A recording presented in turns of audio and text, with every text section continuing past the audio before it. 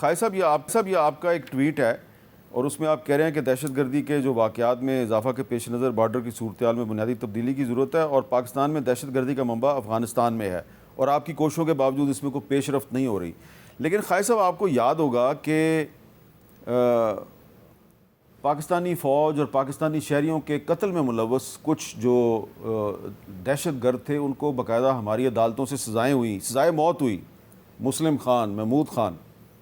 بعد میں جب پچھلے دور حکومت میں مذاکرات شروع ہوئے، جنرل فیض نے ان کے ساتھ مذاکرات شروع کیے طالبان TTP کے ساتھ، تو یہ مسلم خان، محمود خان یہاں آگے چھوڑ دیا گیا، رہا کر دیا. نہیں، مسلم خان تو وہ ہے جس کو بچر آف سوات کہتے ہیں. جی بالکل، وہی ہے نا. وہی یہی تو بات میں نے یہ سوال میرا آپ سے یہی ہے کہ یہ تو پاکستانی فوج کے جوانوں اور افسران کے قتل میں ملوث تھے، تو ان کو رہا کر دیا گیا اور فوج کی مرضی سے رہا کیا گیا، تو اب یہ کہاں پہ ہیں؟ نہیں، نام سے صدر عارف علوی نے ان کو وہ معافی کا اعلان دیا. بالکل.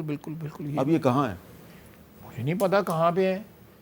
میرا خیال ہے کہ جب سے یہ حالات جو ہے نہیں ان کی مرضی کے مطابق، یعنی جو فارمولہ جو ہے جنرل باجوہ نے اور جنرل فیض نے پیش کیا تھا اسمبلی کے اندر جو ہے کہ جی یہ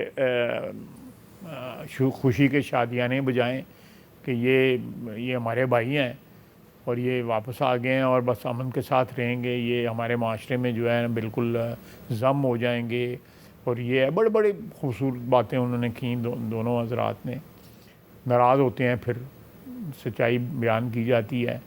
تو لیکن یہ باتیں جو ہیں دو چار آدمیوں کے سامنے نہیں ہوئی. سوال یہ ہے کہ جنرل باجوہ صاحب اور جنرل فیض صاحب یہ بتائیں کہ فوج کے افسران اور جوانوں کے خون کے ساتھ ہولی کھیلنے والے ان لوگوں کو آپ نے رہا کروایا، تو وہ جو ابھی تک جو حملے ہو رہے ہیں اور شہادتیں ہو رہی ہیں، تو اس میں کوئی آپ کا کردار ہے کہ نہیں ہے؟ دیکھیں، بات سنیں کہ یہ تو میں نے ٹی وی پہ کہا ہے کہ کیونکہ وہ لوگ یہاں پہ آ کے تحلیل ہو گئے ہوئے ہیں ہماری آبادی کے اندر جو ہے 7 ہزار 8 ہزار بندہ جو ہے وہ تحلیل ہو گیا ہوا ہے. وہاں سے جو تشکیلیں آتی ہیں وہ ان کو پناہ گاہیں وہی میسر کرتے ہیں. یہ ایک ہی چیز ہے، کوئی گڈ ول نہیں تھی، کوئی کچھ نہیں تھا. وہ جو آپ نے تجویز پیش کی تھی کہ دونوں کو، باجوہ صاحب کو اور فیض کو بلا کے پارلیمنٹ میں پوچھا جائے، مجھے پوچھا گیا تھا کہ جی پھر اگر پارلیمنٹ میں انہوں نے آگے بریفنگ دی تھی تو وہ بریفنگ جو ہے وہ آپ کہہ رہے ہیں کہ جی غلط ہوا اور سارا کچھ غلط ہوا اور اب خون خرابہ ہو رہا ہے، تو آپ ان کو دوبارہ اسمبلی میں بلائیں گے؟ بالکل بلائیں گے. اس میں ایک بیان آیا تھا کہ جی اسمبلی میں نہیں بلایا جا سکتا. اعظم نذیر تارڑ صاحب نے کہا تھا اسٹینڈنگ کمیٹی میں بلایا. نہیں، دیکھیں انہوں نے جو بریفنگ دی تھی وہ اسمبلی اس وقت کمیٹی ڈکلیئر ہوئی تھی. اچھا، کمیٹی ڈکلیئر ہوئی. اس کو کہتے ہیں پوری full house committee of the whole, committee of the house, یا جو بھی نام ہے اس کا، وہ کمیٹی ڈکلیئر ہوئی تھی. ادھر آگے انہیں بریفنگ دی تھی. تو آپ سمجھیں ان کو بلایا جا سکتا ہے؟ بالکل. کو پھر کمیٹی آف دا ہاؤس جو ہے ڈکلیئر کر لیں، بلا لیں ان کو. میرا مطلب ہے کہ اسی خجل خراب ہو سکنے ہیں تو انہوں نے کیوں نہیں سوال پوچھے جا سکتا ہے؟ تو یہی تو سوال ہم اٹھا رہے ہیں، اب آپ بھی اٹھا رہے ہیں، کیونکہ عام تاثر یہ ہے کہ وہ ریٹائر ہو گئے ہیں لیکن ابھی بھی ان کا قلعہ مضبوط ہے، آپ ان کو نہیں بلا سکتے. ہو سکتا ہے یہ بات جو ہے درست ہو، کہ وہ ابھی بھی آپ کو دھمکیاں بھجواتے ہیں. بالکل. انہوں نے بالکل مجھے پیغام بھجوایا ہے کہ اسی تانوں اے کر دواں کہ پہلے اندر بھی تو انہوں نے کرایا سی نا. اندر بھی انہوں نے کروایا تھا. ہاں، گھر بلا کے کیا سن کہ میاں نواز شریف دے بیان دی جڑی ہے یہ مذمت کر، تے نیب دے کیس بھی تیرے ختم ہو جاندے تے نال تیرا جڑا ہے وہ تیرا نقشہ نہیں سیالکوٹ پاس ہوندا پیا ہے کنڈونمنٹ وہ بھی کر دواں دے.